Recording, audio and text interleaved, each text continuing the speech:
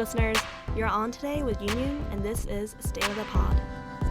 So today we'll be doing something a little bit different. This is part of a two-part series that I'm co-hosting with Michelle, and we'll be highlighting the research of one of our fellow Cornell students. And here I'm going to let her introduce herself.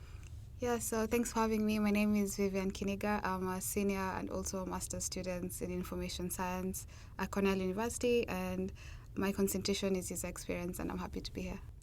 So Vivian, can you tell us a little bit about what got you interested in this field and what are some of the emerging issues that you see here?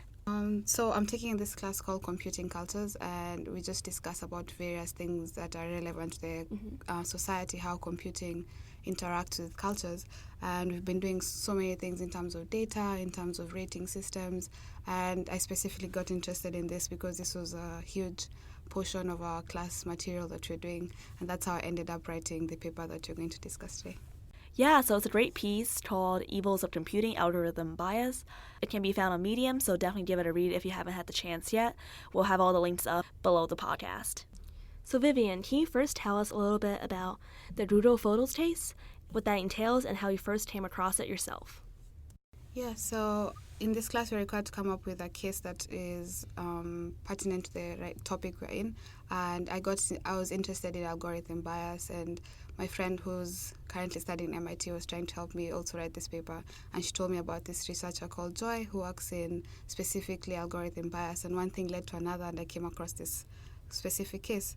And just to go a bit into details about the case, in 2015 Google released their Google Photos app, and it's responsible for just grouping photos into groups and also albums. And in this particular incident, one software engineer, his name was Jacky, he looked into his Google Apps photo, and a photo of him and another friend of his, who are both black, had been tagged as gorillas. And this was clearly very gross mistake, and he posted this photo, like a screenshot of this, on Twitter, and then Google also reacted and promised to make things better, and their response was to remove the category gorilla from their categorization. So yeah, that's just a brief overview of the case. Yes, that must have been disappointing to read about, and their solution definitely goes nowhere near addressing the issue at hand.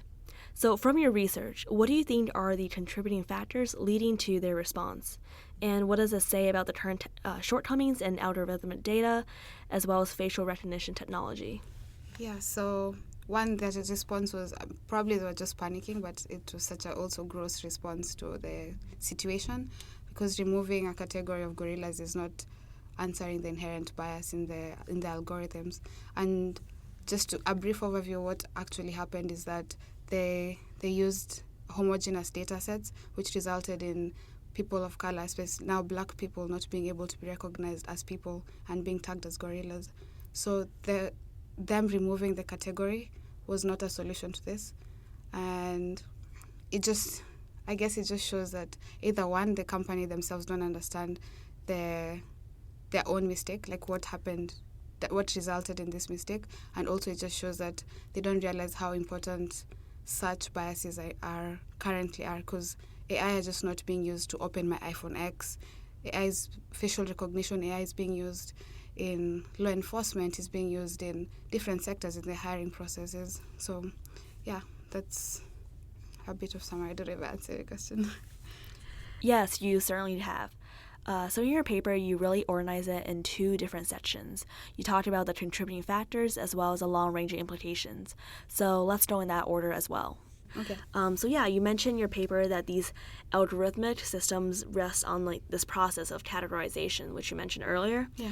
And it's really worth evaluating the institutional infrastructure in place for these various categories to be used by such tech companies. So can you elaborate on this infrastructure and its implications? Yeah, so in the most basic form, going along the categories, Google is literally categorizing your photos into different groups like food, cats, dogs, etc., and then also into various albums. But then looking deeper into how this happens, it goes into, again, the data sets that they use. They use the specific data sets to come up with these categories. And so one implication, the basis is that, well, first of all, the data sets are already biased, so they're coming up with categorizations in the form from already biased data. So that's one misgiving already. And then huge questions come up with who determines these categories, like who is the person who decides that this photo looks like food, this photo looks like this or that.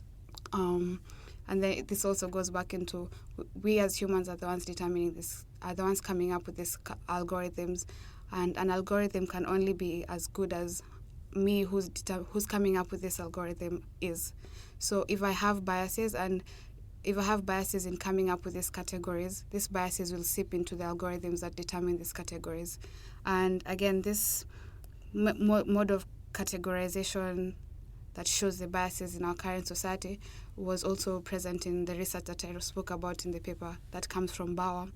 And Bauer did his research specifically in apartheid systems and categorizations in South Africa. And in this categorization, he explicitly says that the advantaged are those whose place in a set of classification systems is a powerful one, and for whom powerful sets of classification of knowledge appear natural. But then these infrastructures together support and construct specific identities that operate particularly smoothly, and then force people to fit into these infrastructures. And to act naturally, quote unquote, you have to reclassify yourself and be classified socially.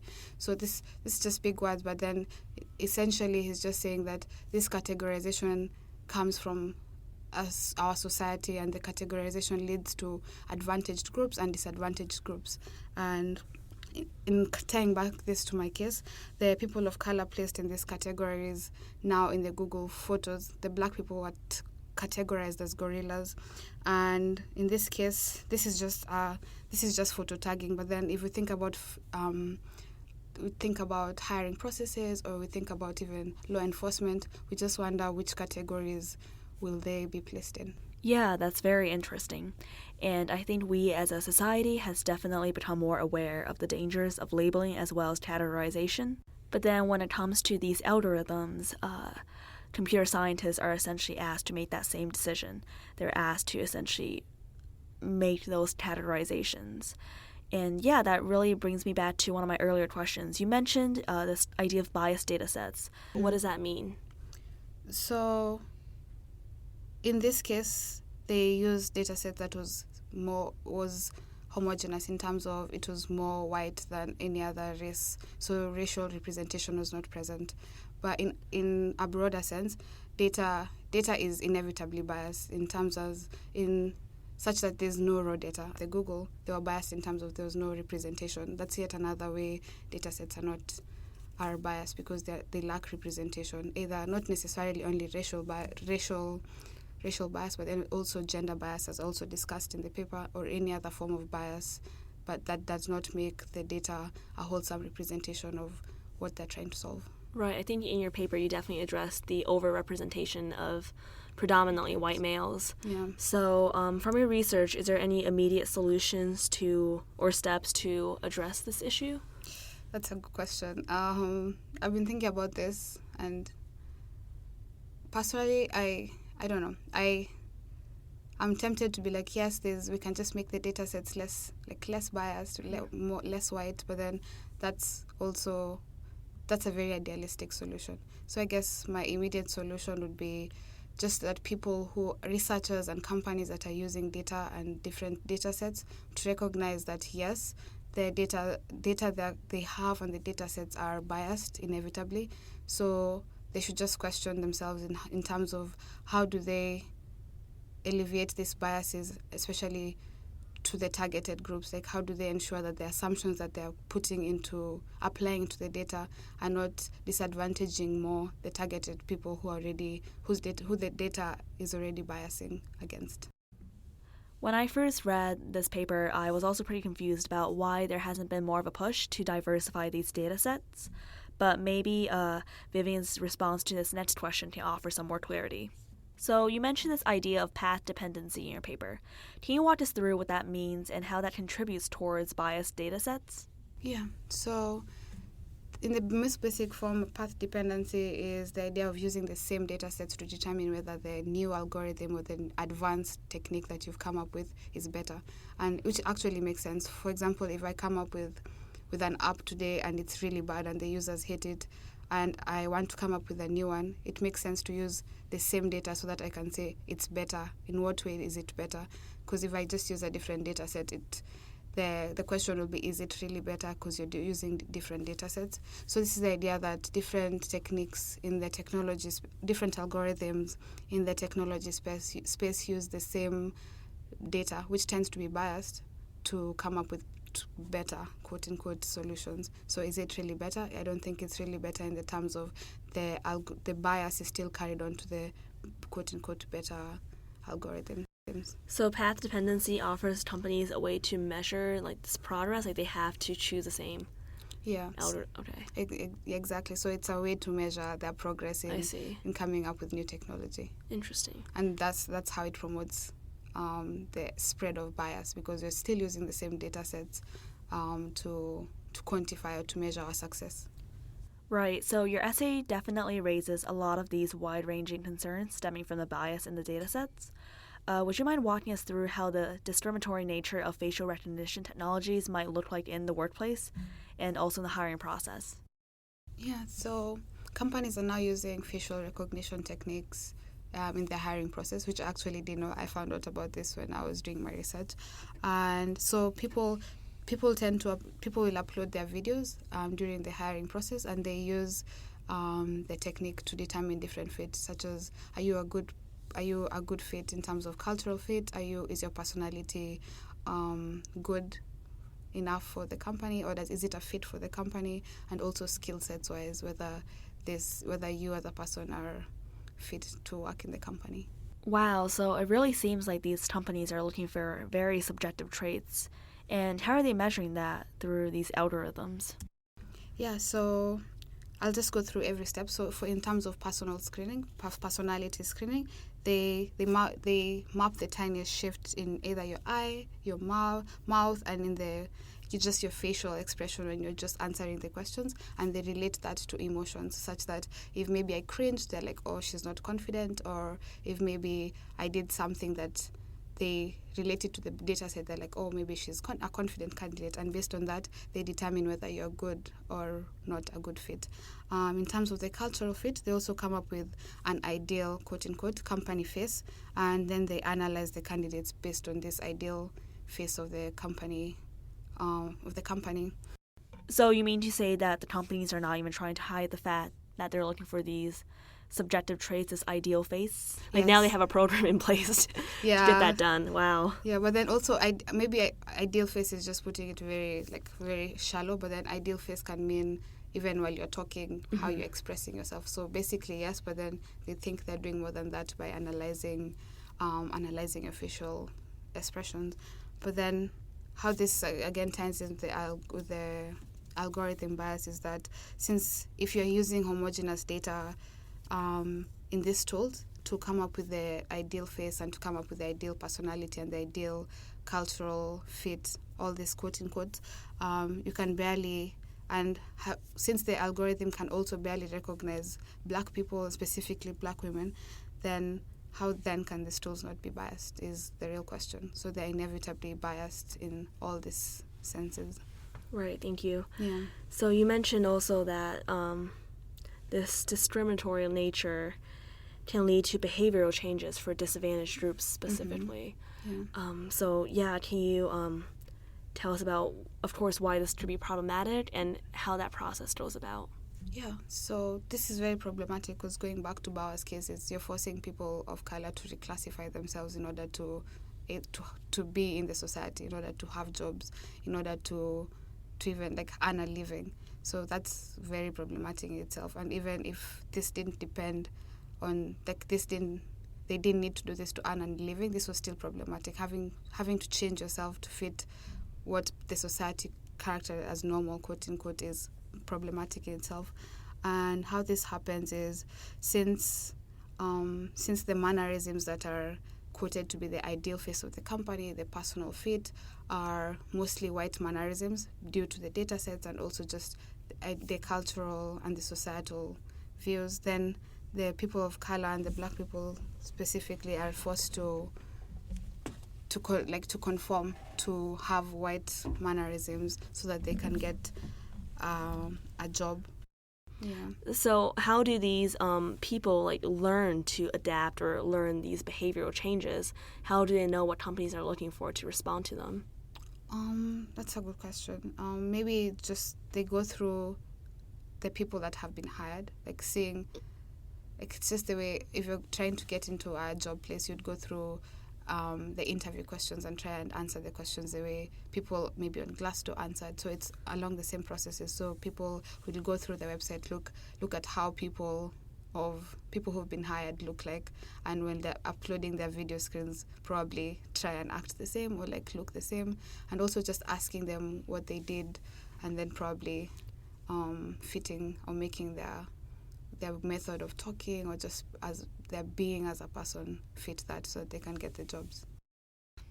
Yeah, and I imagine it must be very discouraging when you go on a company website, the bio pages, and see that none of the faces really look like you. Well, you've certainly taken us to some really, really awesome points today. Thank you so much. So yeah, let's try to end on a more optimistic note. So what does the future look like? You concluded your paper by talking about how these very secretive algorithms have been in place for a very long time and that they must be challenged to increase accountability of algorithms. So how important are open software platforms, and can there be a potential means for redress? Would you mind just sharing your thoughts with us on that? Sorry, big question, I know. That's a big question. So yes, I think open software is a good step forward to even promote the conversation. So one huge thing is us as a society, we don't question these things. We don't question how someone can tag a photo of mine on Facebook and tag my friend. I don't question such things. I just take it as it is. And having open software platforms where companies and researchers are posting which data sets they use is a gateway to have these conversations. It's a gateway for the society to even ask questions such as, hey, who came up with these categories? Hey, who even came up with these data sets?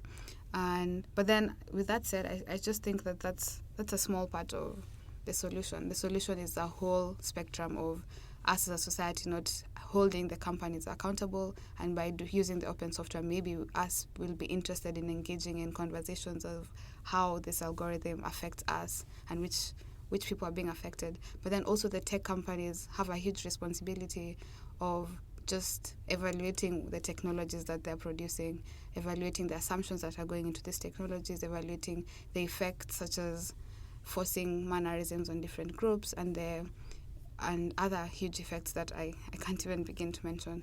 But with that said, also the government has a huge responsibility in terms of there's no good policies in place to determine whether this tool is fit to be used for law enforcement, and also people in government don't even know what the technology itself is doing. So probably having people who understand what goes into the technology in places of power, in places where the policies are being made, would also make a huge difference, such that we're not explaining how Facebook works versus we're just a person in power is asking Facebook are you using this particular data set? And right. So it's a whole, all of us are just accountable in one way or another. Yeah, it's definitely true what you said about this need to have more scientific guidance and background, especially in the government, because the congressional hearings with Facebook and Mark Zuckerberg definitely showed us that there's more work to be done. And all the issues you hit on towards the end really hit close to home for me as well, because State of the Pod is this new production on campus this year, and we really just try to showcase that a lot of these very, broad scientific developments and issues certainly just don't stay in the science sector, and they are very over-encompassing and touches on a lot more than just those traditionally in STEM. I think you talked about the importance of social impact for you personally and how you hope to have a profession in that field. Yeah. So can you tell us about what's next for you? I know you're going to be a grad student, and then what does your summer look like? Long-term career goals? That's a loaded question. So currently I just started my master's this semester, so I'll still be here next fall doing my master's in information science. And this summer I'll be interning in Salesforce as a user experience designer. And I actually don't know what my future looks like. I just know I'm really passionate about such issues, like how technology is affecting our society and how especially it's affecting disadvantaged groups in the society already. So my future probably looks like having a PhD in this space, either through user experience plus algorithm bias or some type of this, I don't know, somewhere along there. But I definitely want to get a PhD and just even be part of these researchers and be part of these people who question the data sets that are being used. And it's definitely encouraging to hear that there's people out there that's questioning data sets and going to pursue a PhD and do research in this field. All right, thank you so much. It's been a real pleasure. Thank you so much. Thanks for having me.